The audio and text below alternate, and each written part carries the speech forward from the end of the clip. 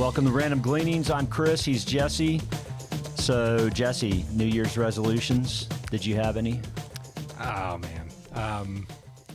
I'm not sure that I've got any, that it would be anything novel, lose weight.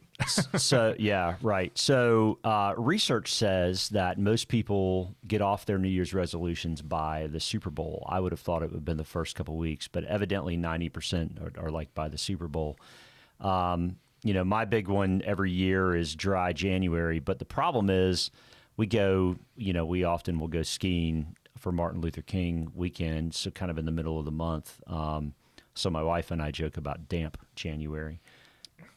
Rather than dry January. Yeah. I, with a weight loss goal, I have a hard time, starting on January 1 because I know I'm gonna eat your some birthday. cake. Yeah, your birthday's the middle steak. of the month.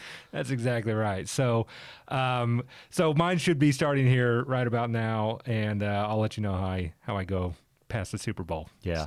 So this time of year, we're more focused on the future, but you found an article about making decisions in the current environment. Tell me about it. Yeah, interesting article, and in the context of a random gleaning, I just thought that this might be of use.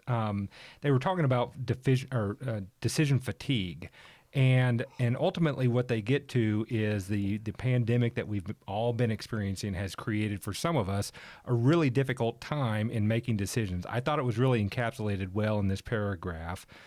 Decision making has grown more complicated as the pandemic drags on. Initially, the choices were stark or non-existent. School is closed, so we can't go. Now a cascade of questions arises before you even get out the door. Did my kid just cough? Who watches the baby? If there's daycare quarantine this week, is everyone in this meeting boosted?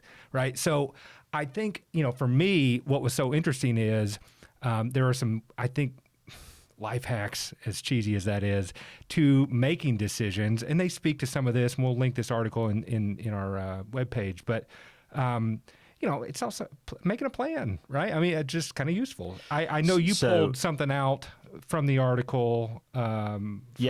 So one thing I'll say is, I appreciate my wife. I always appreciate my wife, but I appreciate her more having heard about this article from you because, I'll ask her, hey, what do you want to do for dinner? What would you like to have? She's like, I don't care. Make a decision. And now I better understand why, it's decision fatigue during this time. I mean, she ends up spending more time with our 9-year-old in terms of making some smaller, making those decisions than I do. So, So I found a pretty interesting article as well, sort of a synopsis that ties into being better in 2022 from a poker player. Her name's Annie Duke.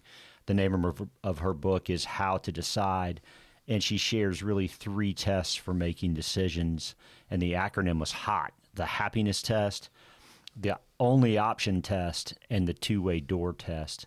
So the happiness test was, most decisions you make have such a low impact on your happiness.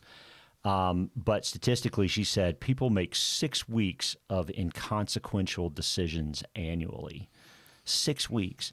So if it won't impact your happiness a week from now, then you need to spend as little time on making that decision as possible. So the only option test was, the hardest part is just to see if the options meet your standards at all. And once you find a couple options that meet your standards, the decision becomes really, really easy. It's almost a coin flip at that point. So, if 2 options meet your threshold, then you're going to probably be able to make that decision pretty easily. But something to think about, does this meet my standards or not? And then finally, the two-way door test, which, Jeff Bezos from Amazon has talked about. We tend to think about decisions as if they're just one-way doors, like there's no way back out of them. And yet, the majority of decisions are completely reversible. So for most, if you go through that door and you don't like what you see on the other side, you don't have to live with the consequences for that long. You can reopen that door and go back through them. Yeah. You say Bezos, I say Bezos. Oh, thanks. Yeah. I'm not sure which one is right. But, kind of to that point that you make on him, my understanding is, he had a sense, or continues to have a sense of quitting is not necessarily bad. And I think as Americans, we've been ingrained with this idea of, winners never quit and quitters never win, right? And apparently in some of the decisions that he was making in relation to this two-way door test, it was, in making this decision, I can always change course, right? Whether that's called quitting or adjusting or whatever we want to call that, he allowed himself the ability to not be totally sold on my first approach is the right approach. And in doing so, he's given himself a lot of flexibility in making the next decision. And so I've appreciated that in reading this or looking at your research on that. To see, that if you just give yourself permission to adjust along the way, you'll make more decisions, take more actions, and learn more about your preferences along the way, which means you're starting to get the stuff that actually matters to you quicker. You're going to find something you don't want to quit or adjust.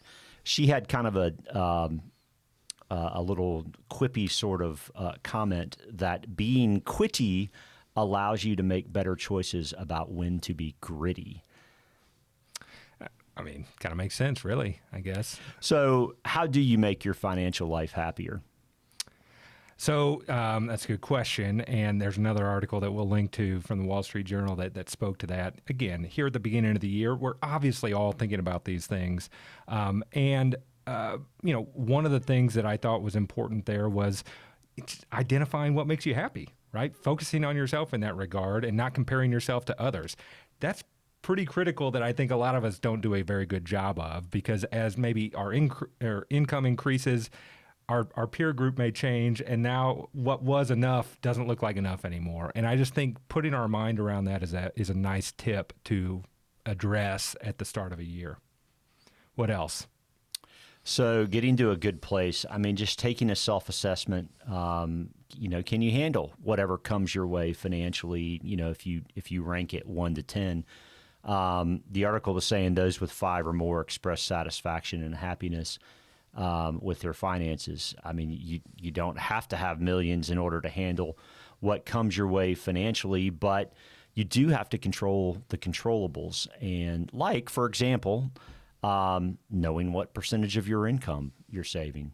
I mean, if you're saving the 20 to 25% of your income on an annual basis, who the heck really cares where the rest of your money goes? I mean, you should probably know, but I mean, really, does it matter? I mean, if 50% of it goes to, I don't know, whatever, going out to dinner, as long as you're paying your mortgage and your, children are taken care of, et cetera, it really doesn't matter what. I think it's creating margin, right? It gives you flexibility for now because you've got a little room in the budget, and it's certainly putting enough away for your future. So that's a great principle, I think.